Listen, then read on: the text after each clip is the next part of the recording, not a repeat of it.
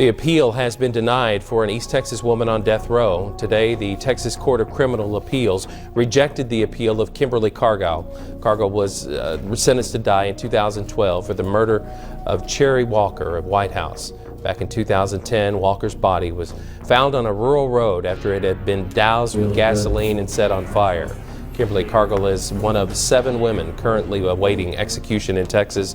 An execution date has not been set. Kimberly Diane Cargill was born on November 30, 1966, in Jones County, Mississippi. She was raised by her mother and stepfather.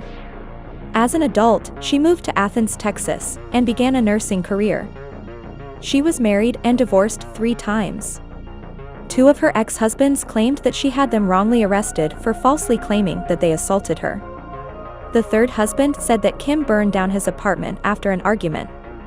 Her marriages produced 4 sons. 3 of Kim's 4 kids claimed they were in constant fear for their lives.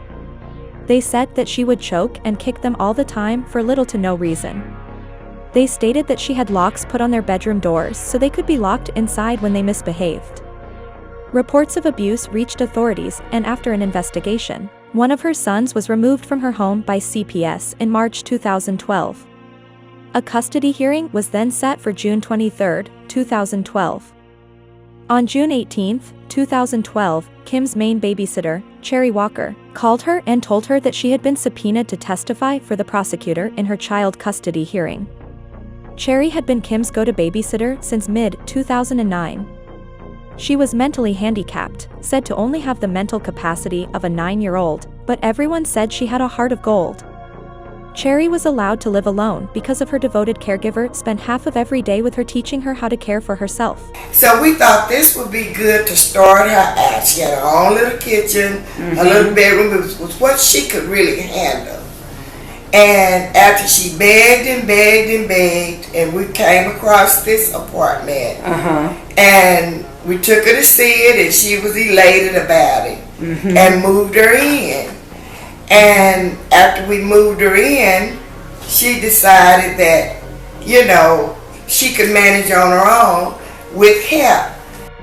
To make a little extra money, she babysat for Kim whenever she could, even though more than one of her children's fathers lived in the same apartment complex as them both. Reportedly, Kim was not the best client.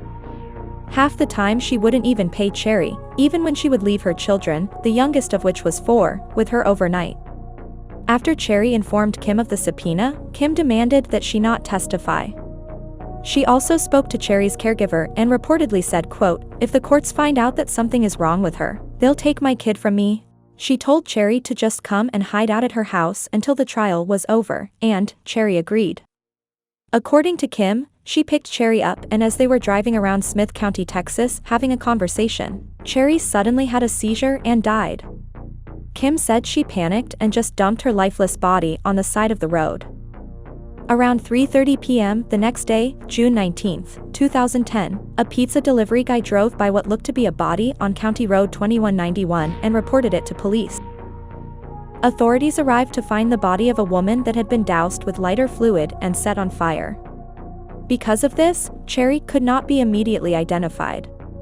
After hearing about it on the news, Cherry's father reached out to the police to let them know he believes the body that was found was his daughter. It had just happened to be Father's Day. He was more horrified to find out that not only had his daughter been killed, but her body had been set on fire as well. After being identified by her dental records, Cherry Walker was pronounced deceased at the age of 39. Despite what investigators believed was an effort to cover up evidence, a few items escaping the fire remained, including a straw and coffee creamer packages later discovered to have Kim's DNA on them. In July of 2010, Kim was arrested and charged with murder. She was held on a $1.5 million bond.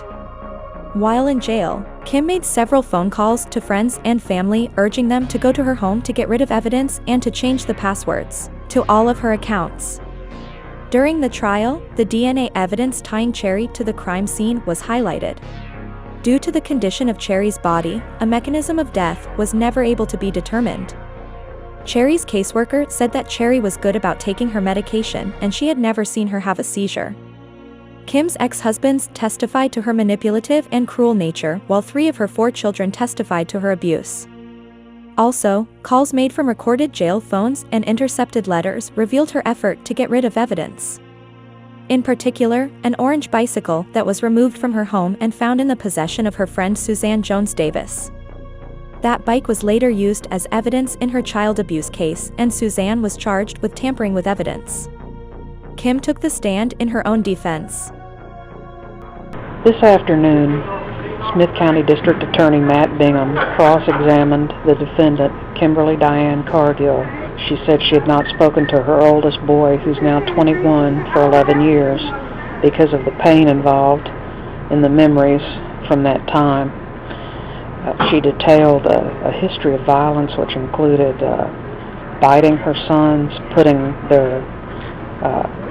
her hands around their neck, and at one point putting her hand across her mother's neck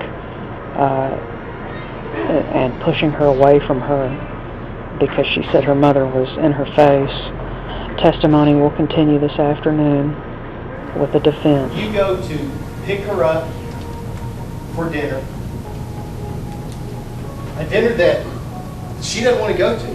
She's called Paula and said, I don't want to go. I didn't know that. And in fact, the testimony was that you were telling Paula, if you tell, you remember this testimony? If you tell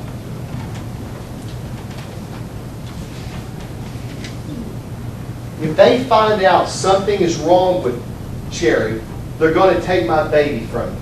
It's very possible I could have said something like that. Knowing that Cherry Walker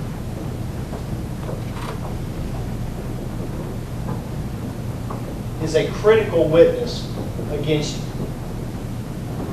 Right? I don't know about critical witness. My attorney didn't seem to be very concerned, not as concerned as me. Really? Ronnie Van Ball? Yes. Is that what you're talking about? Yes. Okay, why don't we talk about what you knew? Okay? Because right here it says if they find out something is wrong with her, they're going to take my baby from her. Those You are thought- her words. Okay, well, what were your words? You tell me what you thought about Cherry Walker if she went to that dinner. I knew they would probably try to discredit her and embarrass her to try to make an example of.